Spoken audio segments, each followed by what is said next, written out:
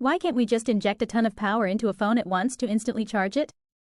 Is that just too dangerous, or just not possible? With great power comes great heat exchange. Ever why realize your laptop gets hot after charging for a few hours? Imagine all of that heat exchange in a millisecond. Your phone would be a puddle of plastic and fried circuit components. ELI3, you can probably lift 10 pounds 100 times. Might even be able to lift 100 pounds 10 times. But you probably can't lift 1,000 pounds even once. Not a perfect analogy, but the point is just because you can do something over time doesn't mean you can do it all at once. It's too dangerous and not possible, both for the same reason, the resistance of the batteries. This resistance limits the amount of current you can shove into the battery by increasing the voltage across the battery when current is going into it, V equals IR, and it also dissipates more and more power in the form of heat the more current you shove into the battery, P equals I squared R. Think of the opposite scenario. What if you short-circuit a battery so it discharges quickly? The chemical reaction is so fast that the battery gets very hot and is damaged. In the same way, you cannot pump in a huge amount of electricity at once as the chemical reaction would be too fast, the battery would become extra hot and may even explode. Single quote closing square bracket. The same reason why you can't eat one huge meal that lasts you for 3 days, there's a limited acceptance rate for charge. That said, you could carry a week's worth of food in a backpack, which is similar to an external battery that will charge your phone in a few hours. Greater than why can't we just inject a ton of power into a phone at once to instantly charge it? We can. Very easily. Just swap the battery. That puts a ton of energy into the phone at once and instantly gives it a full charge. It's not even dangerous. Oh, why can't we swap batteries on phones anymore? Well, that's another story altogether.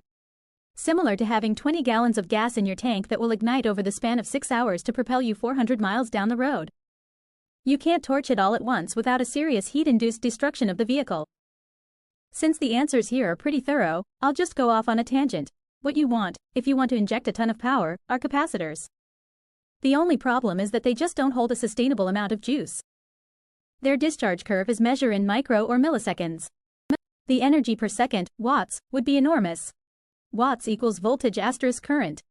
You could choose really high voltage and get plasma arcs that melt the battery or current so high that the battery explodes, like a fuse. Or both. Batteries are chemical in nature and will need time to charge-discharge. They don't have an infinite capacity for current and will blow up if you try this. What you're describing is only possible with capacitors, which are purely electrical devices that hold power, but they have their own problems. Graphene capacitors look promising though. For the record, if this question was born out of desire for convenience and not curiosity, OP can always buy a second phone battery and external charger, broken screen phone to use for charging and swap batteries instead of plugging OP's phone in every night. There is a practical limit beyond the important problem of battery heating. Where are you going to get the power from? To charge in 1 second, a 2 amp-hour cell would need a DC power supply capable of over 7,200 amps. That current would need huge cables and connectors. The phone would weigh 20 pounds. Single quote closing square bracket. This is the sole reason I miss my LG G4. I ran 2 batteries, so when one was at approximately 10%, I'd just switch it out for a fully charged one and 30 seconds later I'd have full charge. I'd have to do this most days as I'm a heavy user, but it worked well for me except the Android part. Quote closing square bracket. There's this thing called a logic level. It's the voltage chips operate at. Some operate at 5V logic, others 3.3 versus, etc. There's a special chip used for power management. It does things like charge batteries, distribute power, regulate voltage, etc. Since that chip also has a logic level, say, 3.3 versus, if you inject a ton of voltage, it will instantly fry the chip, rendering it useless. Best case scenario, you would trip the circuit breaker. Worst case scenario, you'd set the outlet and the charging cable on fire. As for capacitors, they have a property called ESR, meaning equivalent series resistance, which limits how much current they take in at a given voltage, Ohm's law, U equals ESR, I, which slows down charging. ESR also affects how much they heat when you charge them, P equals I, squared, ESR, and of course you cannot heat them too much or too quickly, which again slows down charging. Quote closing square bracket.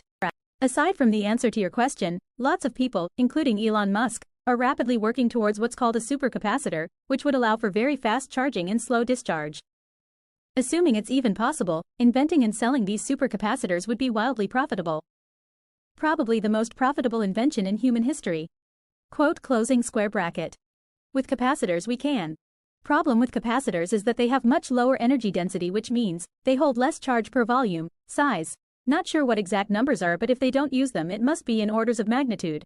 There are the so-called ultracapacitors, which should have much higher density.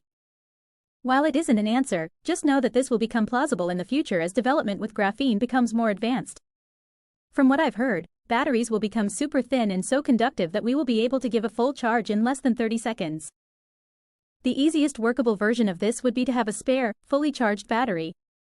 If phones had the ability to run without their main battery for about a minute, you could spend that minute swapping your dead battery for a charged one. Then hooking your dead battery up to the charger and going on your merry way laughing face.